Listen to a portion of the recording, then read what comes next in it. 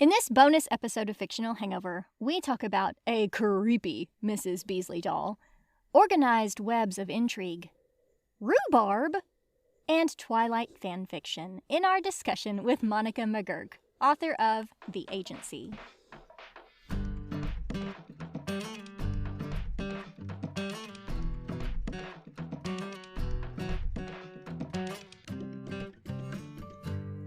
Hey everybody, welcome to Fictional Hangover, a podcast about young adult and new adult books, series, authors, and voice actors that is full of spoilers. I'm Amanda. And I'm Claire, and today we're going to talk to Monica McGurk, author of The Agency. And there we go. Hooray. All right. So, something that I didn't mention is we get really excited when it's time for Would You Rather and we make sounds. So just pretend like it's normal. Just go with it. It'll be fine. All right. If I had known, I could have brought my own noisy things to join you. Oh, no. Oh, well, it's okay. We just make mouth noises. We're ridiculous. All right. You've said that, and now I'm just like... I know. I'm... Fart noises with my mouth. Please don't make fart noises with your mouth. No. You can't do it. I've had enough of that conversation today. I don't need any more. All right. Claire, is it time? It is time. It is time for Would You Rather. Pew, pew, pew, pew, pew, pew, pew. Yay. This Would You Rather is extra special because we are joined by the author. Yay! Thanks for joining us, Monica. We're so happy to have you here. Amanda and Claire, thanks for having me. Oh my goodness. So many things about this book. Got you thinking? Well, it's excessively British and excessively American. So this is very fitting for our transatlantic little podcast. It is. It is perfect for us. Even though she's not really Southern, she's really British heritage. But I can pretend. Yes, we can all aspire. Yes. Oh. Anyway. That was a complete spoiler. It's a good job we've already revealed this fact already. Hey, yes. I mean, we're full of spoilers, okay? That's a minor spoiler in the scheme of things.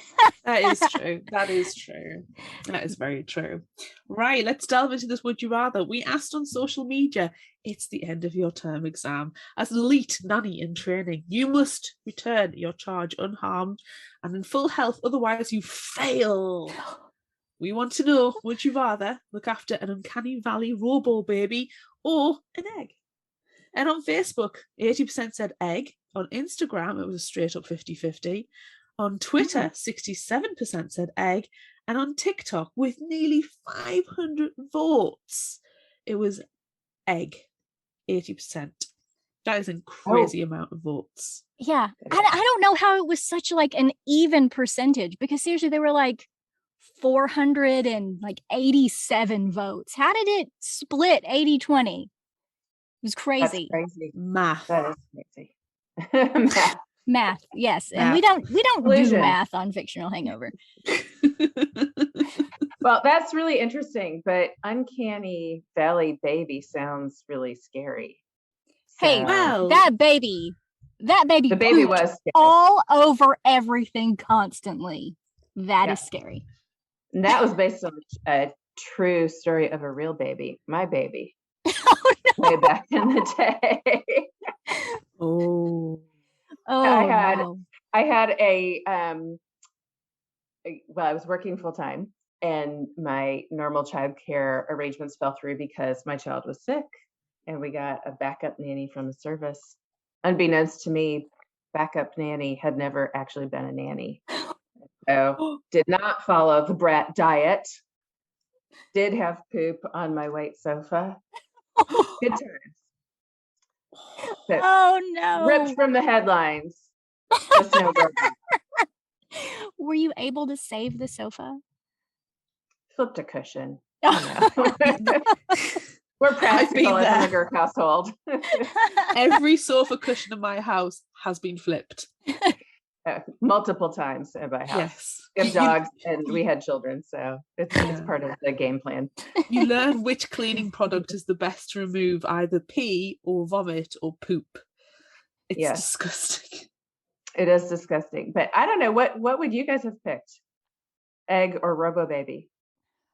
Look, okay, the Robo Baby, obviously, based on our picture that we used on social media, we chose a picture of the creepy Renesmee robot from Ooh, Twilight. yes. Now, I have an odd obsession with this creepy Renesbot. So I just kind of want to pick the Robo Baby just because of that. And like, we did the baby thing when I was in high school, but I didn't take that class.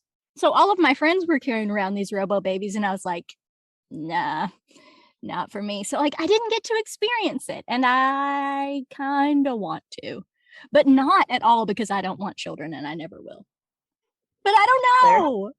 Claire, what would you have picked?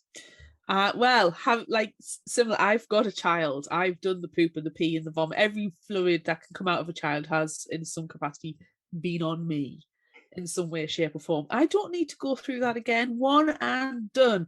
I will make a little cushion nest for the egg. I will put the egg in the fridge, and it will stay fresh all weekend at the back of the fridge. It will not be scrambled, poached, boiled, or in any way, shape, or form cracked. It'll be fine. It'll be good. Egg seems pretty straightforward, but not very challenging. I don't need to be challenged. I've done that. So far, he's survived till 7. I've survived till he's 7. That's good. I feel like I don't need to break this winning streak or crack any winning streaks. So I'm not going to be imaginative with this one at all. Very practical. If you're protecting your grade, you might go with the egg. Exactly. But and also, I mean, they're going through a lot of other difficult things in their schooling, so maybe the egg is the best choice, because you're gonna, go and beat someone up. You're gonna run through a refugee camp. You're gonna all these things didn't happen at the same time, but still, it could be hot glue guns at dawn. You don't know with this school. It's crazy. That's true. Now, they didn't have a choice of taking the egg. Right. So they kind of were forced down the path. But yeah, if I had the choice, I would do the egg too. Enough going up. We never got that kind of class at school. Like, he is a fake child, look after it. I find those dolls, I don't even know what they're called. I've never liked dolls. I hate dolls. Dolls are evil. They're creepy beyond all reason, which is why I like them. Well, I didn't even like them as a child. I like plushies, but I just don't like dolls. And I don't know why you would give a small child a doll that actually poops or wheezes or consumes food. I don't understand it. It doesn't make any sense to me, giving this a baby. I think it was a fear factor. At least in my high school, it was. This is what happens. No, I avoid the even when I'm shopping Christmas and birthday presents for my niece who loves dolls, I will avoid the doll aisle in the shop. Creepy. Yeah. AF. I was terrified of the first doll that was ever given to me. It had to get put away in a closet, tucked away, never to be seen. What kind of doll was it? Was it called Annabelle? No, it was a Mrs. Beasley doll. There was a television show in the U.S. Where there was a Mrs. Beasley, and I don't know. It was like the hot toy, and it was super cool that my aunt procured one for me, and I was terrified. Oh, man. I just Googled that doll. That doll is creepy. It's Mrs. creepy, Beasley. Right? Yeah, not a sweet thing. No, she's like a tiny old lady. That's weird. Yeah. That needs to be in Zach Bagans' Haunted Museum. But hot toy at the time. So, and you had it hiding in your closet. I did. Tucked away. Is that not worse? The fact it's tucked away and you don't know what it's up to? No, it was out of sight, out of mind, I think. It was the philosophy my mom was taking when she did that thing. It was a gift, so you couldn't get rid of it. It had to be, kept. But anyway. I love it. So sounds like egg wins. Egg is the winner. Yeah. A lot of our comments on social media were all egg. L Young 0421 on TikTok said egg can be put in the fridge until it's over.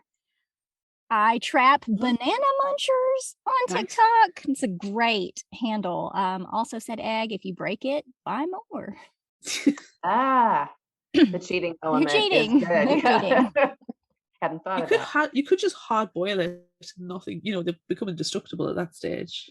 It's true. Or do like those science experiments where you like soak it in vinegar or whatever and it becomes bouncy. Then it could be pickled eggs. They are disturbing. Yes. We pickled eggs at school, but we never looked after an egg at school. We actually had to do that in my school. Again, long time ago. And you had to carry it around with you. You couldn't just put it away. So, How long did you have to keep it? I want to say a week. I don't know if that's accurate or not, but it was long enough that it was a big pain in the butt. I remember that. Now, I didn't have the egg, but I had a Tamagotchi. Does that count? Oh. No, it's a combination of, it's a robo egg. It's a combination of the two. You've melded maybe all the annoying elements of everything, only perhaps, well, it dies, right? If you don't give it the attention it wants, it dies. So yeah. Exactly. And my brother bought me it. It was a little black and white puppy. It was a puppy, and it was in a black and white case. And my brother bought me it. And he was in secondary school at the time, and I was still in juniors. And they actually said you were not allowed to bring your Tamagotchis to school. So my brother, because he bought it for me, was forced to take it to school and look after it keep it alive. day to keep it alive. And then the handover took place after school until eventually, it gets put in a drawer and forgotten about and dies. But yes, I think, does a Tamagotchi count? Because I did look after a Tamagotchi. I kept that sucker alive. How long did you keep it alive? Months. Impressive. Yeah, I was obsessed over it and it needed to be looked after. I think I found it when I last moved house as well. I was like, oh my God. The battery was dead. So it got binned, but yeah. I guess it's kind of like The Sims. Oh, don't go there. Right? Sorry. I had to go cold turkey playing The Sims when I was a teenager. Yeah, it was obsessive. But it's kind of the same concept, right?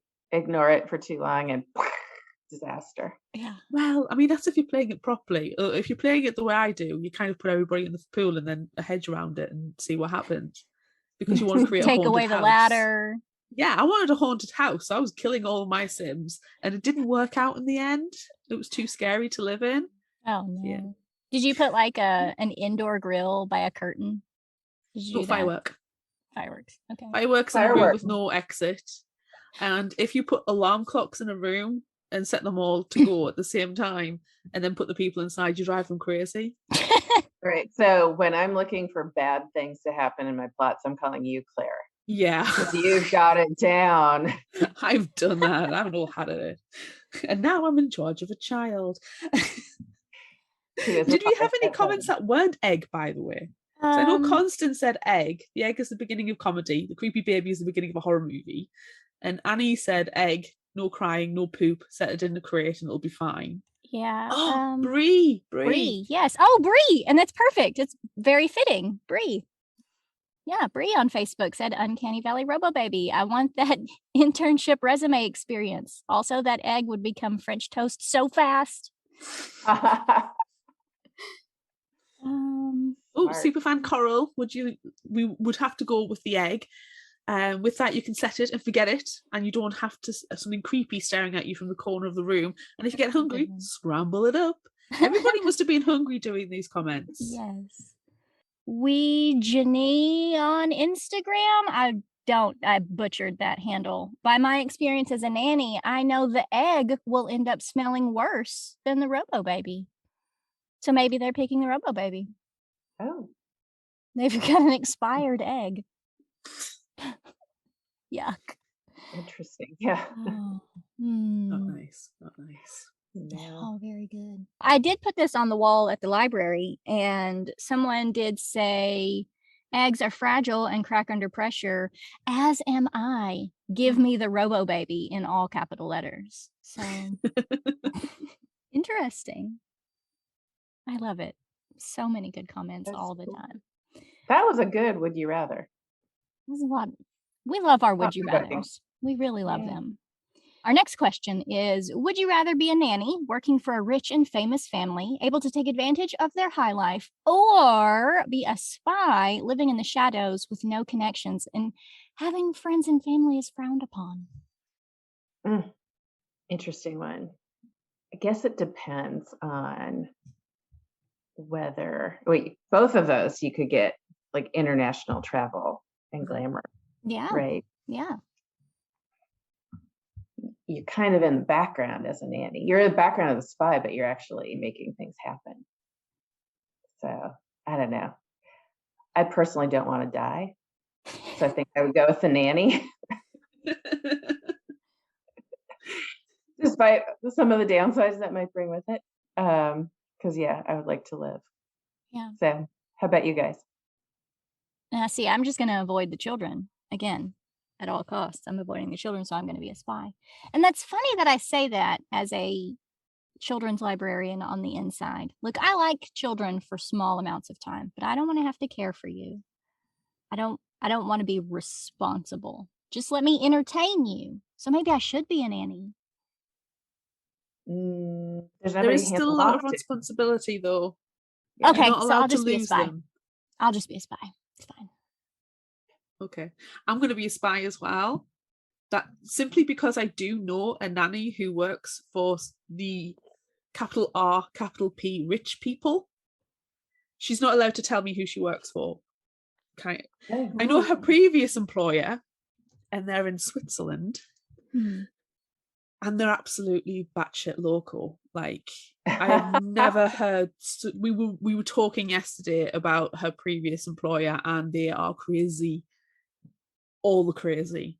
And I don't know how she did it for so long, and I couldn't put up with the fleeting.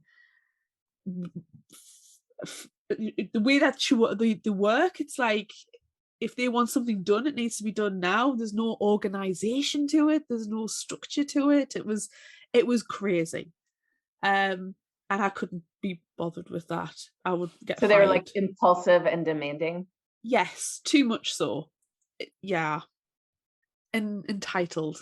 And it's just, it would drive me crazy. I couldn't deal with that.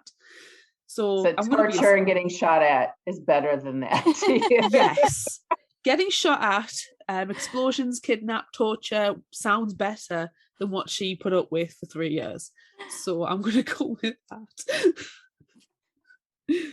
Awesome. So based on your conversations with your friend, did some of the scenarios around the capital R, capital P preparation in the agency sound on target, or no? Not crazy enough? Not crazy enough in some instances. Oh. She did end up in a river once because they were messing around. The kids were messing around, and she had to get them away from the yacht, and she was the one who ended up in the water. And one of the other kids decided to run away from home, and they've managed to track them down 2 days later at the airport. Yikes.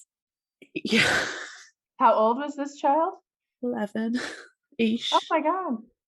Yeah, it's just phenomenal.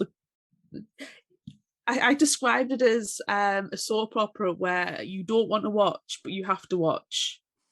Like, I'm waiting. Train wreck coming. Yeah, I am genuinely waiting for the Netflix special. It's just bonkers. You wouldn't believe it. And it's definitely a how the other half live. And she does try and offer structure. She's a teacher. She's a trained teacher, and she's done a librarianship courses and mindfulness courses. So she hasn't gone to, nanny school. It's in the agency. Yeah. She hasn't gone to Norwood. But she's good at what she does. But the stories she comes out with, I just couldn't cope. And it's not as if it's like, 6 kids she's looking after. It's 1 or 2. It's bonkers. It's the parents more than the kids as well. The parents are the crazy people. So yeah, I couldn't put it. I would be the nanny for the rich and famous, but it's not as if I don't think she doesn't get the benefits of the rich and famous. She'll go on holiday with them if they want to accommodate having her with them, but it's not guaranteed that she goes with them. Yeah. Yeah. Though I do wish I did take the job in the Cayman Islands because I had an open invitation for a visit. That sounds nice right about now. Yeah. You Anywho. guys are very squarely in spy camp. Well, Confident. Be much more interested. Plus, it's puzzle solving and all that kind of. I'm actually surprised that Amanda didn't go for Nanny simply for the crafting. I do love a good craft. Yeah. I mean, how many hot glue guns do you have? Only I 3. only have 2. I only have 3. You only have 3. That's 3 more than I have. I used to have 1. I did have 1, but now I'm down to 0 because my youngest is now 15. So we don't do crafts at home anymore. So can I just put them together? Can I go to Norwood? Can I be a spy nanny? Because I think that would be fitting. I'll put you in the next book, Amanda. Thanks. I appreciate it. Yeah, I could do that. I mean, I do have an infinite supply of craft materials. And Will travel, then you're in. Yeah. Okay. Yeah. So yeah, I'm just gonna put them both together then. You picked option C. I can't believe you've gone there. Well, you mentioned the crafts, Claire. I wasn't going to bring up the crafts, but you mentioned. You forced her hand. You did. Okay. Next, would you rather? Would you rather be an impoverished aristocrat or an orphan with a mysterious background? Who wants to go first? You want me to go first? You have to go first this time, Monica. I have to go first. Okay. Mm-hmm. So, picking up on what you were just saying about mysteries, I like the mystery element, like what happened, unraveling that. And I like the idea that as an orphan, you can be free of whatever your past was. So I would go for B, a mysterious orphan. Yeah. I mean, I'm just thinking like, I don't want to be Dash, having to like make himself a spectacle because he hates his father so much. I don't want to do that. And if I were a mysterious orphan, I mean, I could make up my own history. I could make up my own story. And no one would know because I'm an orphan. Yep. No one would know. Exactly. As an orphan, you can be whoever you want to be. Yeah. 100%. Yeah. So let's just be orphans together. Yeah. So what about you, Claire? Absolutely no interest in aristocracy. None at all. I don't care. And I don't look at the papers, not bothered for reading about them, whatever. Paparazzi are following such and such around. Don't know. The only aristocracy I could probably name are parts of the royal family, and even then it's not in a favourable light. Yeah, so let's just be orphans together. Let's just be orphans. I don't even think the aristocracy has any respect from the general populace. People in Britain don't care. It's very stifling to me, like publicity, but if it's publicity, it's only bad publicity.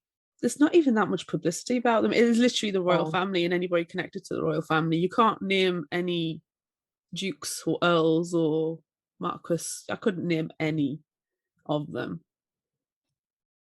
So free the orphan. Yeah. This is life is not Downton Abbey. Yeah, definitely orphan with a mysterious background. And I'll just change it every time with different people. And, nobody will know the true story behind me. Yeah, so you'll be extra mysterious. It's great if you're a spy, too. Exactly, it will help with spy work. Yeah. You get really excited. We're figuring things out here. We're figuring out why Bree is so great. Yeah. As long as she doesn't get mired down in the past, right? Yeah. Yeah. Ooh, she's a little clingy to it. Yeah, that's going to be good for our last Would You Rather question, but we're not there yet. We have one more before that one. Would you rather design a scavenger hunt around London or 2 weeks of craft projects? Oh, 100% the scavenger hunt. That would be really fun. I actually got to do that. I didn't get to design one, but I got to go on one for like a work thing once, and it was a blast. It was a blast. And if I were in charge of it, I could be really obscure and do really fun things. So I would totally do that. I am not a good crafter. I did did my duty as a mom. I had the supplies. I still have some leftover supplies, but I would not be very good at that. It would drive me nuts. So yeah, scavenger hunt for sure. What about you, Claire? I love a good scavenger hunt. I do like a good craft, I do, but scavenger hunt around London, definitely. And that's one of the things I liked about the scavenger hunt. It didn't go to the normal places. I kept expecting the Natural History Museum to pop up with the British Museum, and it didn't go anywhere that are normal touristy places. So that really, really, well, probably 221B Baker Street. That's probably about the touristest place ever. Oh, and side note, everybody laughs at cockfosters, not just tourists. Okay. Everybody. I used to work when my previous employer, I had to go down to London a lot, and the amount of times I was on the tube and went past cockfosters, and I would take a picture and send it to my husband and go, he cockfosters. So everybody, not just tourists, laugh at cockfosters. It does kind of beg for a joke. Everybody is 12 on the inside. Yep. And aren't we all? Yeah. Exactly. The fun people are anyway. Yeah, exactly. I would like Brie to go down to London and go to one of the disused tube stations. One of the ones that's been closed off, and have some kind of mystery down there, or there's some kind of clue that's been left there. I don't know. I love those kind of like hidden off places that not even tourists can go to. But it's like the deep down underground areas of London, because there's so much. It's a city built on top of a city on top of a city. Yeah. Excellent. That's a great idea. Making a note. Claire, I hope you get like special acknowledgements in a future book. Total acknowledgement. I actually have the first draft of the second book done. Ooh. Which we can talk about later, but yeah. Right, let's quickly move on then. Amanda, yeah, we need to get to that. I am going to break the rules and choose option C again, and I'm going to make it a craft scavenger hunt. I'm going to craft weird clues and hide them places. Because look, I could put together 2 weeks worth of crafts in no time. You swat. Give me 3 hours. You're a swat. Less than that. Do you have the word swat in America? No, but you've taught me about it before. Would you like to teach Monica about it? What is that word? SWAT. It's usually a derogatory term applied to children who are academically inclined and overachievers. But I used to get called a SWAT all the time and say thank you. That means that what I'm doing is right. Another thing to note. You need to like just listen to some of the back catalog of Fictional Hangover to pick up some of the exceptionally British things that Claire has to say, and you could fill pages with the ridiculousness that comes out. And you'll get like a whole page of acknowledgement. I need to get these terms, these ideas, these things. I need to wear my excessively British t-shirt, don't I? You do. We have an exceptionally British line of products on our Redbubble shop, and they're all made just for Claire. I didn't realize how British I was until I started talking to Amanda. Well, it's because I'm not British at all, and I really like to laugh at the ridiculous things that you say. I just talk normal. Amanda, where in the South are you from? Arkansas. I lived there. You lived in Arkansas? I did. Where? For 2 years. I lived in Fayetteville. Really? Yeah. Well, we're almost neighbors. I mean, I'm in Little Rock, but that's really cool. Wow, no one's ever like, yeah, I've been to Arkansas. I lived there. I feel special now. Yep. When was that? What were you up to? I worked for one of the companies in Northwest Arkansas, and I lived there from 2016 to 2018. Wow. Yeah. Not too long ago. No. Very recent. My oldest son graduated from Fayetteville High School. Really? He did. Yeah. I love that so much. Yeah. Wow. I don't feel so left out now. we moved from Atlanta to Arkansas, and then we moved up to Chicago. That's nice. I was in Seattle while you were in Arkansas, but still, Okay. it's close. Yeah. So that's why I do, like, all my books have some connection to where I am or have been. Right. So a lot of Southern stuff. I like it. The next book will include some Chicago stuff. Nice. So I love Chicago. I love Chicago. fun town. Yeah. A little cold right now, but Just a little bit. Is that where you currently are? yep. I'm on Awesome. the North Shore of Chicago. That's Yeah. great. We've been here since 2018. That's awesome. Yeah. We haven't visited Chicago in, I don't know, it's probably been before we moved to Seattle. So it's been a while since we visited there, but it's about time for us to go back. We've been there several Come on. times. Come visit me. I will. Oh my gosh. And then you can come and visit me in Arkansas, and then we can both be like, why are we here? Research. Just say research. Research. Yes. That's right. Research. Hey, it's I've beautiful not here. yet set a book in Arkansas, so You can gotta put figure Has that. anybody? Yes, there are some. And it's beautiful here. I know that I rag on my home state a lot. And a lot of it is deserved, but it's beautiful here. You Yeah. have Beautiful. your own urban legends and haunted places. You know I want to come to Arkansas. I know. So you can meet the It is Fuke gorgeous. monster. The Yeah. lakes, the mountains. Yeah. And we really liked it when we were there. Yeah. So All right. Claire, what's our last question? Our last Oh. would you rather? Would you rather find out where the children are or uncover the mystery of your parents? I would totally, if I were Bree, 100% focus on the children. Like, got to move on. Who cares about the past? Those kids are counting on you.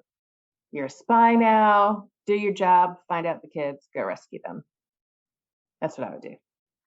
Those kids Very are nice so. of you. Those kids are so sweet. Those kids are so sweet. You have to take care of them. They're sweet and they're also tough, man. Like, yeah. you're like rappelling off of containers and sneaking in with human traffickers. I mean, holy cow. Yeah. And Those you are know some what? excellent kids. And especially those girls. Bree's like, all right, we're gonna cut off all your hair. And they just went with it. I would have been freaking out if someone decided to cut off all my hair as a small child, right? I mean, they were a little like troopers. Yeah. I can't imagine being in a container for, was it 10 days? Oh, No. Horrible, right? That was, I did a lot of research, and that was one of the more horrific elements of the research, that and the refugee camp. Yeah. Was like, oh God, horrible. No, I remember those being on the news for a long time, and it was awful. Yeah. And now with everything happening, of course, in Ukraine. Awful. Right. Yeah. Yeah. So Claire, what would you do?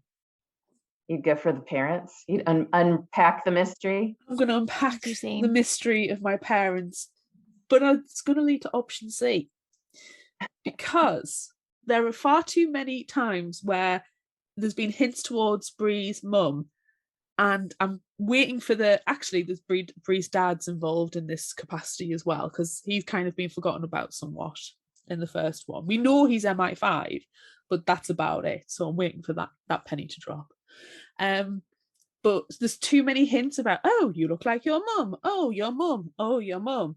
So if we know what her mother was involved with, in theory, it's going to lead on to who is the mole within the agency, and therefore we're going to find out where the kids are.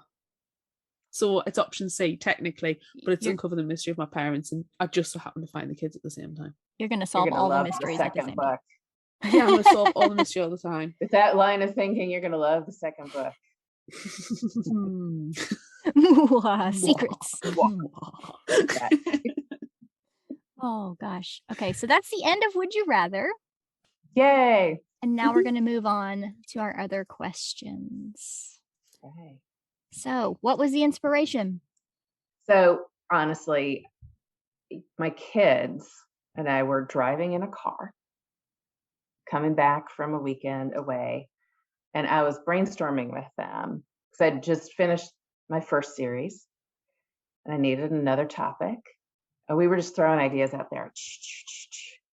And at the time, my daughter was, like a middle teenager. And unlike you, Claire, she was paying attention to the royal family and what was going on in the British media. And she throws out, what if the nannies to the royal family were really spies? It's a stupid idea. And I was like, whoa, no, that's a brilliant idea. I love that idea. And then all three of them tried to talk me out of it. Like, no, Mom, that's bad. That's a bad idea. I'm like, no, this is it. This is the lightning striking. I'm going to figure this one out. So that's what inspired it. Bigger picture, all of my books, they're in the young adult, but kind of adults read them genre. Mm-hmm.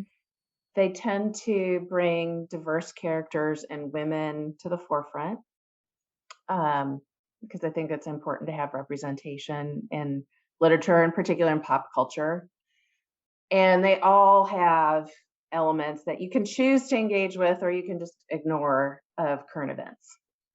And so whether it's the refugee crisis or human trafficking or whatever, I use the book to weave those kinds of stories in so people can connect, if they wish, to those issues and maybe find some thought provocation in them. So that's kind of the origin of it. I love it. That's interesting. Do you have a favorite spy book or movie or TV show or anything like that? So if I go way, way back in the day, and Claire, I don't know if you will know this one, but there was a show, I think it was in the 80s, called Scarecrow and Mrs King on American television. That was about a housewife who stumbles into kind of a friendship, maybe someday it'll be a romance, with a spy, and gets sucked into helping him with his spying, which I loved, which I actually hadn't thought about in a really long time until I saw some of the questions you sent over. I was like, oh yeah, I loved that show. I loved The Americans, about the Soviet spies who were embedded in the United States during the 80s. And then from a book standpoint, not really spy books, but just the mysteries. I'm kind of binge reading Agatha Christie right now.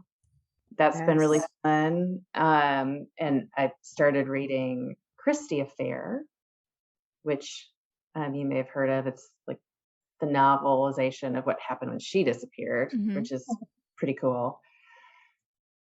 But the coolest actual spy book I've read is nonfiction, and it was called Madame Foucault's Secret War. It's about the French woman during World War II who ran I think it was the biggest underground spy network in the resistance in France. And how she assembled it, how it started, how she assembled it, all of the risks she ran, how it collapsed when it was infiltrated. It's like so cool. This woman was just kick-ass. Really and nobody knows about her. That's really cool. Yeah. I kind of, when reading this one, I kind of got a Kingsman vibe. Yeah. Especially the prequel one, because we watched it around. We did. I think we watched it on the same day, actually. I think we did. Yeah. So, really? Yeah. So it's really cool because, the nanny is, they're all spies, and nobody knows, nobody suspects the nanny. It's the nanny who gets things done. And then she's a sharpshooter at the end in a sniper, and she kills a lot of people, and she's amazing. But yeah, I got major Kingsman vibes. Oh, very exciting. I love it. Yeah. It reminded me of a documentary I watched once on nannies. In the UK, there's Channel 4, because we don't have that many terrestrial channels. And Channel 4 do really weird documentaries, but they did one, and it was about nannies, and it was about an agency, and it, like the most sought, I can't remember what it's called, but it was about the nannies that are the most sought after out of everybody. If you can afford them, you have the best nannies in the world. And I will try and remember what this Channel 4 documentary was about, because it was very interesting. And it was you looked at what the training they go through, and what the placement are, and they can't talk about any of their clients at all. And even down to the uniforms, how it was very beige and blank, and you meld into the background, and all the way through I'm going, this is like that documentary that I watched. And then texted my friend and going, are you a spy? Because then some of the stuff was like, hang on, is she doing this? But yeah, that all the way through I kept thinking about this documentary, because it was like going behind the scenes in this thing. That's and it's driving me crazy that I cannot remember for the life of me what it was. But yeah, I got the King's Invite as well. We'll Google and we'll find it. But that thing, when you're in a secret profession, or when you travel a lot. So my husband, he always worked for startups and he traveled all the time. And so people used to always ask him, like, are you really a spy? Are you really a spy? Because they didn't understand what he did. They didn't believe what he did. So it's kind of fun to play on that. Just that little pricking, negging. I'm not sure I believe what you're saying. It's interesting as well, because I mean, it's like thinking about when we're watching when we watch Kingsman, and it's the domestic staff are the ones that are the spies. They're the ones who have all the information. And you kind of think, well, even stuff like Upstairs, Downstairs and Downton Abbey, the staff are there. They are neither seen nor heard, and the amount of conversations that people have in front of them historically, and they hear everything because they're just blind and deaf to what's going on, and it's automatically assumed that I pay your wage, I have your loyalty. And it's like, well, you might pay my wage, but I'm actually put here for a reason. I got the job for a reason. So it's a very interesting prospect. Yeah, I mean, if you are in that situation and you're treated like wallpaper, not badly, but just like assumed to be in the background and loyal, as you said, it creates a great opening for someone who wants to exploit that, which I find is fascinating in The Nanny, particularly because, non-threatening, nurturing, no one would think that they would have ulterior motives. Well, it's kind of like the situation with that happened when Sasmita was influenced by her own nanny. And the nanny, the governess, whichever role that they take, they can, imagine you're a spy put into the household of an enemy nation, politics, whatever. That nanny can have more influence over that child than the parents ever can, because you kind of get this impression of, the more money that you have, the less influence you have over your children, because the less time you spend with the children, because children are seen and not heard, especially if you go back in history. And so that nanny, that governess person, is going to be able to whisper in their ear, and in theory turn that child against the parent, or turn that child as well into their own covert agent who comes back to whisper to them and give them all the secrets. So, it's kind of like, I don't know, it's having this knock-on effect of you're infiltrating, and then you're infiltrating further, you're going deeper, because you have the child eating out the palm of your hand, because you're the person who gives them the love, the affection and the attention. Yeah, it's almost like you have the possibility of creating your own sleeper cell right inside the home if you exploit the child that way. Exactly, and the child comes of age and takes over daddy's role, and it's more information, and it's kind of like this horrible spider web. It's very complex. Yeah, but the possibilities are infinite. And this is happening somewhere. You know what's happening. That's what makes it so fun, because you can take it in so many different directions. Well, exactly. Oh, it's getting confusing. Is it confusing to write something like that than to try and keep all of these dangling threads and this huge spider web of, espionage tied together, and go, well, I've planted the seed here, so I do need to go back and find that. I need to loop that in somehow. Others I need to keep dangling throughout as the series goes on. It can be, unless you're really hyper organized. So I tend to do outlines, like, here's what's going to happen over 3 books, and then here's what's going to happen in each book, and then I go really deep into the one I'm working on. And my publisher doesn't like me for this, but I don't like to release like the first book until I know pretty much exactly what's going to happen in the second book, because I don't want to get like boxed in a corner. I'm like, oh, I forgot that dangling thread, or oh, it can't happen because this happened in the first book. So I try to weave everything together. I do a lot of fact checking to make sure. So like in the second book, for example, Secrets. which has a tentative title of either The Handler or Dead Drop. Ooh. Dead Drop sounds pretty cool, I think. Ooh. Anyway, it goes back in time. So you do find out a little bit more about what happened to Bree's parents. Ooh. And then it's like, okay, does the historical timeline actually match what I'm saying? And making sure that all of those details are aligned. You know, some readers don't care, but a lot of readers do care. And if you have something wildly off, it ruins the suspension of disbelief that you're asking people to have to go on this journey. Yeah. So when does book 2 tentatively release? Maybe around Christmas or January. Yeah. Ooh. Okay. I like it. Tell you I like it. It's still, is in the iterating process, but it's a full manuscript that's pretty tight. So Nice. yeah. As Amanda and Claire get out their calendars and It's already up on the screen. all right, and when are we fitting Monica back on the schedule? We can do book launch. Yeah. Ooh, yeah. Ooh, plans. That's exciting. Oh. So yeah, the tracking of the details can get confusing, and you also want to make sure that the details and the political intrigue don't overwhelm the story.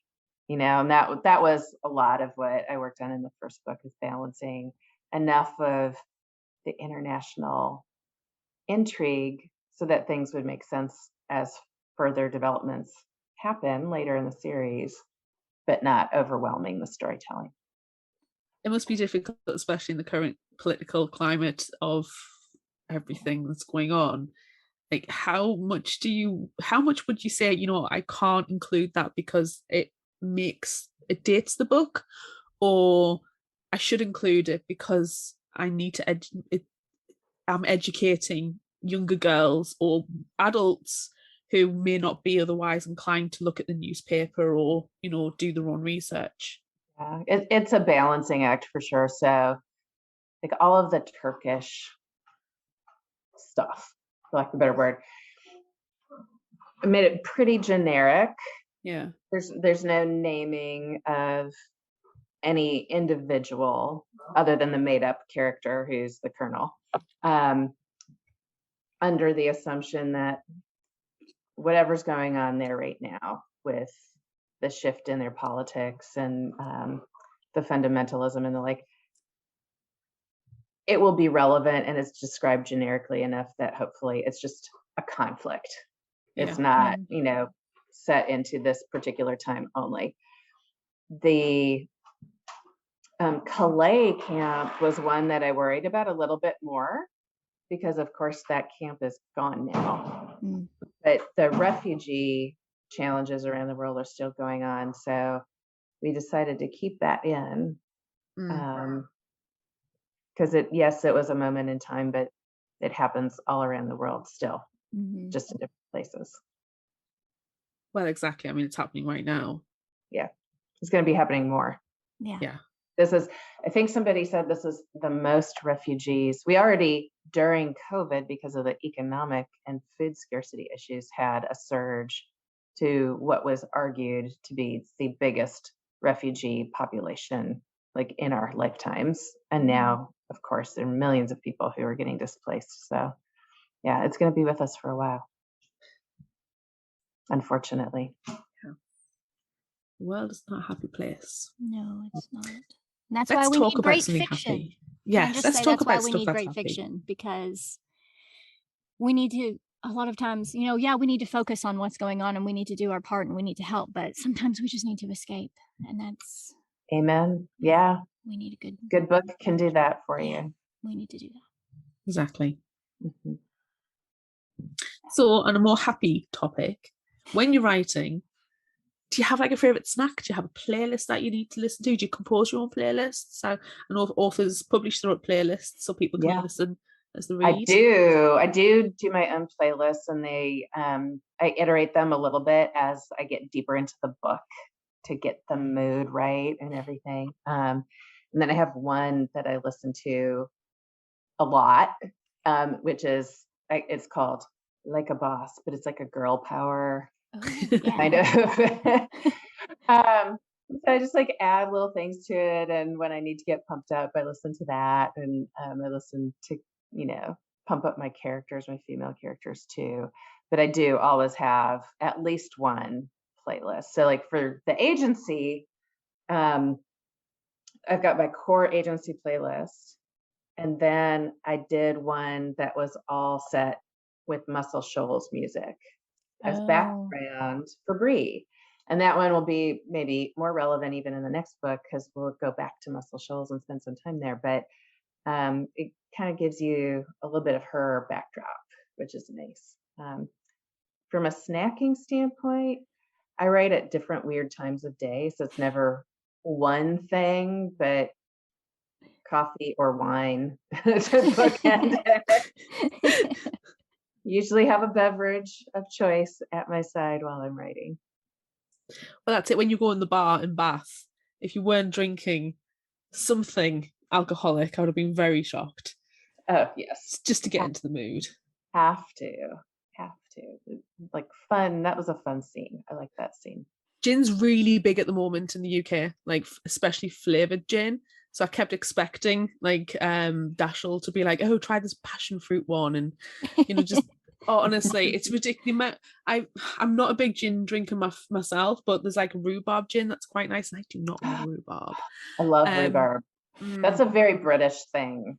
Like the amount of rhubarb in the marketplace. For me? That she's exceptionally British. What I imagine Dashiell drinking rhubarb gin. It is exactly the type of drink, exactly type of beverage that he would go for. He would be a bit of a snob when it comes to what gin he does like, but he would go, yes, we're having a rhubarb one, and he would go to the gin taster sessions and stuff like that. So yeah, I mean, it's a huge gin. It's huge at the moment in the UK, especially flavoured ones. So I thought it was kind of like, oh, he's having a pint instead. Interesting. No, he wouldn't be a pint drinker. I cannot see that happening. She's writing all of Dashiell's backstory right now, so just he's trying to bond with others. Rhubarb gin might make it into the second book, though. That's a good idea. I'm just taking notes. It is very delightful. I mean, I'm not, like I say, I'm not a gin drinker, and I do not particularly like rhubarb, but together, it's actually surprisingly nice. Last time I was in the UK, I tried to procure a whole bunch of rhubarb items to bring back in my suitcase, but I ran out of time. I love rhubarb. My grandmother had a rhubarb patch. That's fun. They were farmers. So quickly. You can hear it growing if you have it in a black room, in a black shed. Yeah. Really?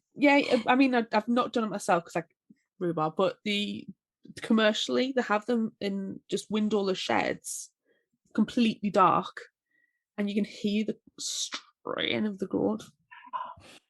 Yeah, it'll be on YouTube somewhere. I'm gonna look that up too. That's honestly really weird. Commercial rhubarb growing. Rhubarb and custard sweets, but they're a boiled sweet, Amanda, and half's pink and half's cream. Okay. And the custard's more like a yellow. It's like a creamy yellow, and the custard's just like the yellow. And then but it's not. It doesn't taste anything like rhubarb, but it's like a fruitiness. And rhubarb and custard boiled sweets. So you're gonna send me those in your next care package? Is this right? Yes. I'll put it on the list. I need to send you some Coleman's mustard as well. I was talking about intensely British stuff yesterday, and I was like, I ended up copying the list over for a list of care packages to send Amanda. Awesome stuff. You might need to send some to Monica as well. I will. I would enjoy that. Yeah, I miss travel. I'm glad things are opening back up. I'm hoping to get to London and Ireland to do research. That's fun. That's the type of research we all like. Yeah, it's a great excuse, right? Right. So where do I want to go? That's where we're going to set this book. Awesome. There we go. So, is there a book that changed your life, or one that you always recommend when anyone asks you about books? Yeah, I'm a pretty voracious reader. I guess what I'd say is when I was little, like really, really, really little, I learned to read at quite a young age, and my parents had a lot of friends who didn't have kids, and so they would just tote me around wherever they were going for their, Saturday night extravaganzas at people's homes. And they kind of dumped me with whatever was available, not toys, nothing maybe child appropriate. So really early, I got super into two books. One was, I don't even remember which anthology, but it was an anthology of Greek and Roman mythology. And it captured my imagination. Everything happens in these books, right? There's nothing, no human emotion is untouched. Everything is on the table because they're gods. They can do whatever. So that just really captivated me and made me very, I think, curious and imaginative. And then the other book that they got at a garage sale was this Reader's Digest, Amazing Stories and Incredible Facts or something like that, which was all these weird things like, Nostradamus predicted blah, blah, blah. And is it true? Is it happening? Or what's the deal with the Bermuda Triangle and UFO? So it's like all these weird, creepy things. Like every paranoid conspiracy theory was in there. Stuff that would now be considered very, very inappropriate. Like, here were the first Siamese twins, conjoined twins who were, on display and such. But again, it was just so out there and random that it just made me really curious. So it's not that I go around recommending those books, but those are probably ones that early on got me interested in being a reader, just because they were so thought-provoking to this young, unformed mind. No, that's made you the creative person that you are, though, being exposed to all these weird. I mean, Greek mythology alone is weird and wonderful. Never mind adding in the paranoia-inducing conspiracy theories of Reader's Digest. Yeah, I had a dream. This is the worst nightmare I ever had. I had 3 fears because of this book. I was afraid of Bigfoot or Sasquatch, whatever you call them, UFOs, and the Bermuda Triangle. So I had a dream. There you go. I love that. Amanda sent me this. It's awesome. Amanda knows how much I love a Bigfoot. I do. In my window, kidnapped me, put me on a UFO that had landed in my front yard, and then they dropped me into the Bermuda Triangle. Like, I'm not making that up. That was an actual dream. Yeah. So, I had an active imagination as a child. I would read books and I would act them out and get really absorbed into the characters or whatever. So Can you please write a scene in one of the future books where one of the characters gets drunk on rhubarb gin and starts telling them about this weird dream about Bigfoot, UFOs, and the Bermuda Triangle? Because that would be the scene stealer of the entire thing. Making a note. I would really enjoy that because the first half of this book, there was a lot of stuff that made me snort and just silly things that happened, and then once the actual spycraft began, you're like, oh, yikes. It's very serious. So you have to put it in the first half with all the goofy, quirky things happening before it Yeah. gets serious. Gotta try and inject it a little bit more. I think, the banter between them sometimes is just fun. Mhm. But yeah, they've got to balance the fun stuff with the go save the kids, go figure this out kind of stuff in the next book. Yeah, I will be devastated if Dashiell and or Ruby turn out to be double agents or in any way bad, in any way, shape, or form, because I love them so much, and I think Bree needs them as a support network and as her found family. So please don't make them awful. Even if it's Neither bad, please change it. confirm nor deny. Oh, no. Oh, no. But okay, let's talk about Ruby. Isn't Ruby awesome? Yes. Ruby love is Ruby. so kick-ass. Yeah. I love her. I want to go to Notting Hill Carnival with her. I can only imagine it being absolutely amazing. Yeah. But they're not in the next book because they're going back to Muscle Shoals. Oh, that's right. She's going to be pissed. Excuse my language. She's going to be upset that they missed the opportunity. So, yeah, she's pretty cool. I like her too. There's some That really just means if she's not in the second book, she's safe for now. Because if That's there right. is a horrible scene That's with right. her, she needs to be in it. So, okay, no, I'm fine. She's safe at the moment. Yeah. Whew. Yes, all your favorites will make appearances in the second book. And there are Except for some mine, because mine got her head blown off. But I Susie love was your favorite? I love a good, like, sneakily evil bad guy. The bad guys are always my favorite. And that was such a good, She was right. it was such a good ending. You're like, we're just sitting here at the dinner table and then like, yes, please. I like it. Yeah, she was a really fun one to write, I have to say. We have to find a way to do something more with her some other way. YouTube videos. Yeah. Well, one thing I do like to do on social is after there's been, a little bit of time from the release, it's not quite yet, but soon, do the, like, who would you cast? If this was a movie, who would you cast in the role? And I think she would be one of the really fun ones to have that conversation about, because she's got a really distinct look to her and has that sneaky element to her. So yeah. Be fun. I always have trouble fan casting. I don't ever imagine people when I'm reading books. It's just I just take, what you as the author has put forth.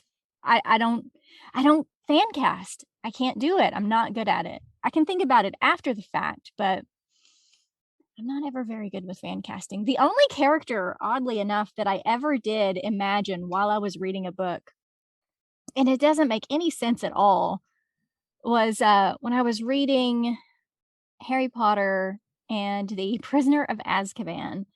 I imagined Gary Sinise as Sirius Black, and then it was Gary Oldman, and that was infinitely better. But yeah, that's the only character that I can ever recall like putting someone in a character's shoes. And why Gary Sinise of all people? Like, I don't know, but he just popped to your brain. He did. I don't know. He could have done it. He could have. Yeah. Yeah. But I mean, Gary Oldman, come on, he's the best. Oh yeah. Hard. I fan casted 2, actually. Yeah. Dashiell was Stranger Things. Joe Kerry, Steve Harrington, hair. Steve with the hair. Oh yeah. And yeah. Yeah.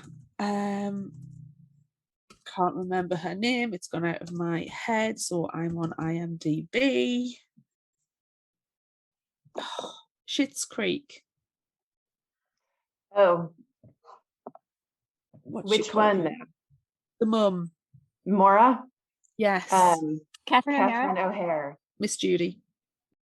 I know it seems a bit of an odd casting, but honestly, if you gave her like a sharper haircut, she has the wit behind her, but it's eyes. There's so much there that you can. She can do that kind of happy kind of like let's go shopping, let's go to the Christmas market, let's go to the Bath Spa, and then she could turn it on a dime, and that was Miss Judy for me. That's good. Yeah, I have not fan casted. I did fan cast in my head one character in my old series, but he aged out. Too old to be the character. But in the prior series, there's a main character, Hope, and she has I don't know, an interesting relationship with the Archangel Michael, who's like embodied as a teenage boy in the US. And I fan casted Chris Pine from the Star Trek movie. Yes. Originally, one of the best Chris's. Yes, one of the best Chris's, but again, he got too old to be a teenage boy at some point, so I had to give my love for him away. So, yeah, it's fun. It's fun to think about it. And I think some of the books, like I think Agency, particularly once you get into the spying parts, it's very cinematic, so it lends itself to thinking that through. Yeah. Who pulled it off.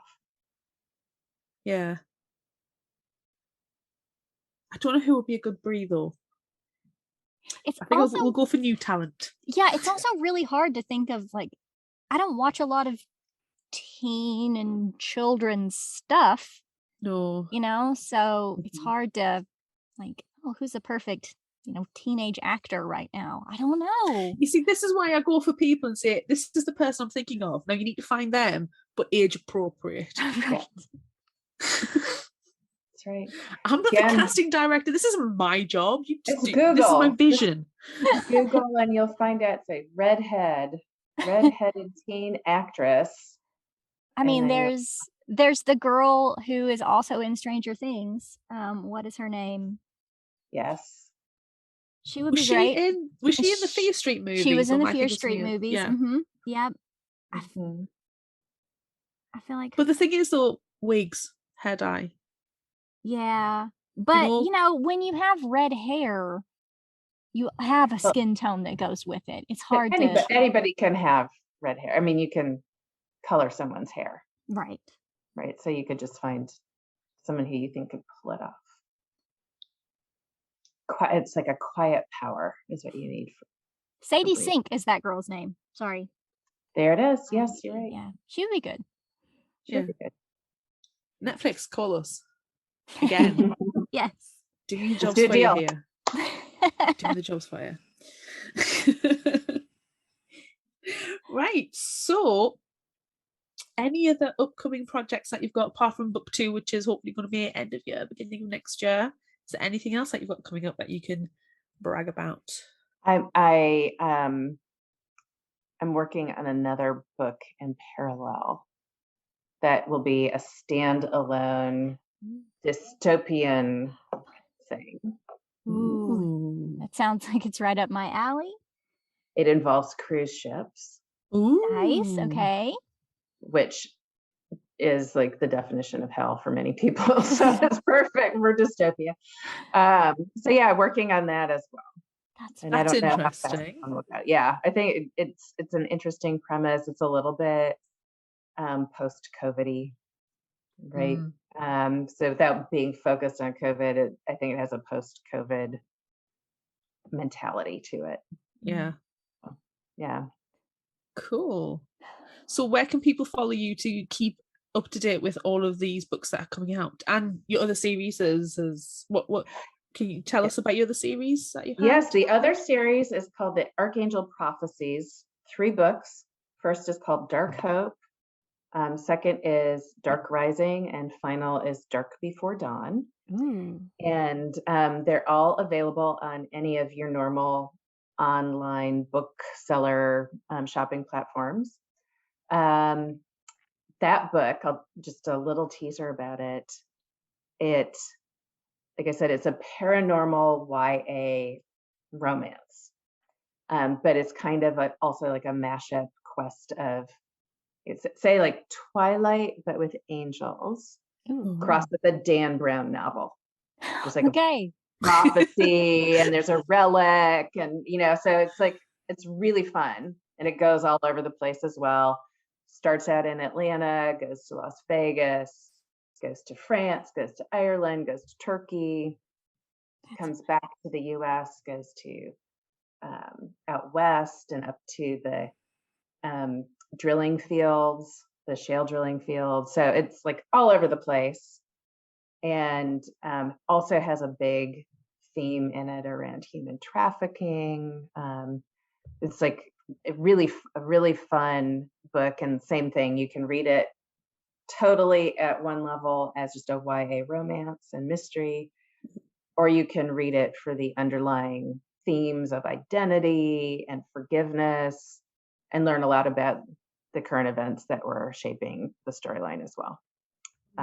So fun book, great characters as well. Playing with angels is always fun, like making them real life, kind of like the gods, right? Like they hear these mythological characters. How do you bring them to life in a modern context? So that was really fun for me. Anyone who wants to learn more or follow all of that, I've got a website, monicamcgurk.com, that keeps all the news and has links to buy everything there. My handles on Instagram and Facebook are Monica McGurk Writes, so I can be followed there. I don't do Twitter. And Twitter is getting Sensible. Sensible. So I think I still have my handle out there, but I don't really use it anymore. So yeah, I'm off of the Twitter sphere for now. That's for the best. Yeah. Twitter is horrible. I think so. And I do have, if people like geek out and want to learn more about the issues in the book, I have a Pinterest board as well, where I'll do, or a Pinterest site where I'll do boards based on, like, here's this location, right? So if you want to learn all about the Calais refugee camp, I've got you. Nice. As deep as you want to go, or as shallow as you want to go. Bits about the true elite nannying schools. There's, some profiles of that. So every location, some of the backstory on current events, you can find me on Pinterest. That's cool. That's really good. Yeah, we'll share that for sure. I want to say something or ask you something, which was included in the background info of our main episode. I found in an interview that you had a Twilight fan fiction. I did. And yeah. you had an alternate ending. Can you tell us about that, please? Because I am only slightly obsessed with Twilight. Yeah. So, sorry, I know we were wrapping things up, but no. Oh, this is important. I remembered very that important. that I wanted to ask about it. So it's great that you asked about it, because this is how I got back into writing, right? So like 10 years ago plus, I was experiencing a lot of burnout. I'm a corporate executive, right? Work full time. And I was super burnt out. And part of what I did in response was like, oh, what did I used to like to do? And what can I start doing, even though I'm flying around, going to meetings and stuff? And I landed on writing, but I was terrified to get into writing. So it's like, oh, fan fiction, because it was kind of like, to me at least, it was a newer thing. It's like, fan fiction would be cool because you've got a starting point. Somebody's created this universe, and you can decide, how to riff on it and make it your own through this platform. And you get feedback immediately. Like every time you post something, if people are paying any attention to you, they write a review, you get feedback, you can get better by listening to it, which for someone like me, who I'm super geeky, I love that. I was like, this is it. This is going to be awesome. So I don't know when it was. It was right after the Harry Potter series wrapped up. And I was kind of in mourning, because I loved those books and I read them with my kids and everything. We're really into it. What am I going to read to replace that? And there was, I think it was a Wall Street Journal article about the phenomenon of Twilight. And I was like, oh, this is interesting. I'm going to buy this book at the airport. And then I was like, must read. So I read everything like super fast. And then there was no final book. Like, she wasn't done with it yet. So I was like, this is it. This is what I'm going to write about. So I wrote my ending before she wrote her ending. And it's kind of weird because it ended up having a lot of similarities. It's very different in many respects, but some plot points were very similar, which is really interesting. Probably because she had planted those seeds and I had subconsciously picked them up, right? And then I wrote a novel-length prequel all about Rosalie. Oh, okay. Who was one of my favorite characters in that series. So it's like her origin story, and goes all the way up to like how she fell in love with Emmett and all that kind of stuff. And I wrote a bunch of short stories about them as well. And one, I don't know, I think it was the alternative ending actually won a Twyfic fan fiction award and stuff. So that's the point where my husband was like, you should try something original. And that's how the Archangel Prophecies came to be. Because I was like, okay, well, I don't have any great ideas. So I'll do like Twilight, but instead of vampires, I'll do angels. That's exciting. So do they still exist somewhere? Can we track them down?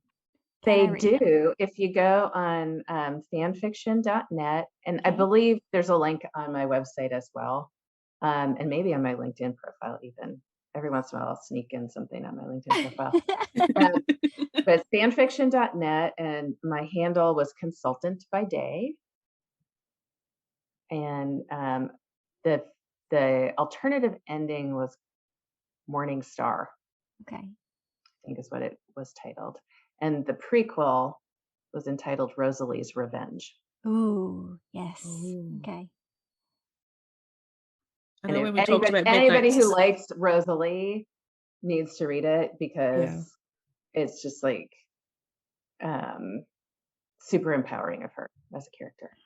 I know when we talked about Midnight Sun a couple of years ago when it came out, we were like, we want to know the side characters. We want to know the history about Rosalie and Emma. Yeah. We want to know, what goes on and how they found each other and, the before Twilight. Yeah. So, yeah, we love it. Amanda, there's a lot set in the South. Yay! Okay, yeah, I found you. I found you on fanfiction.net, so got that saved. Don't worry. All right. Enjoy. Oh, yes. Yeah, it's funny because a lot of people in traditional publishing have issues with fan fiction, and I think as long as the author's okay with it, I think it's wonderful. Because what higher compliment could you have than to have somebody so engaged with your storytelling that they want to write about it themselves? Yeah. Wow, I would aspire to be that beloved, or my character's that beloved that someone would want to do that. So again, as long as you get the A-OK from the author, I think it's really cool and such a testament to all the creativity that's out there in the world. Yeah. We love a bit of fan fiction. We're always coming up with our own, and one day we will write it down. We will. One day we will. Yeah, it's fun. Good stuff. Oh gosh. Okay, well, I think we've probably kept you long enough. Well, thanks, guys. I really enjoyed the conversation. Super fun. Really good. We're looking forward to book 2. Yes, we are, definitely. Thank you. I have to tell you, I'm excited about it. And sometimes you write and you're like, oh, this is really not good yet. This one I actually have really good feeling about. I think it's excellent. I think it's good. I need to get my beta readers all to engage in it, and they can tell me what they think, but my own personal vibe on it is thumbs up. Good. Excellent. Awesome. Excellent. We'll look forward to it. All right. Well, thanks so much for joining us. We hope you have a good day. You yes, too. Thank you. Take care, and I'll look forward for my rhubarb care package whenever you get to it. All righty. Okay. Thank you very much. Thank you. Bye. Take care. Bye-bye. So that's it for this bonus episode of Fictional Hangover. I'm Amanda. And I'm Claire. Join us next time as we discuss The Box in the Woods by Maureen Johnson. Look out for our Would You Rather polls on social media. Don't forget about our book club and monthly challenges on Facebook. Be sure to visit our shop on Redbubble at fictionalhangover.redbubble.com for all your favorite Fictional Hangover themed merchandise, and become a patron of ours on Patreon at patreon.com/fictionalhangover. Until next time, remember, the only cure for a fictional hangover is another book.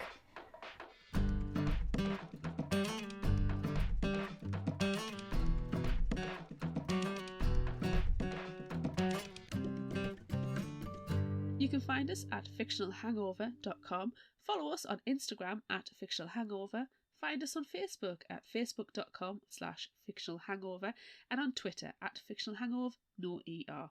If you'd like this episode, check out our others and rate, review and subscribe so you don't miss out. And finally, special thanks to Liz Emerson for our music. You can find her on Facebook and Patreon. Thanks for listening.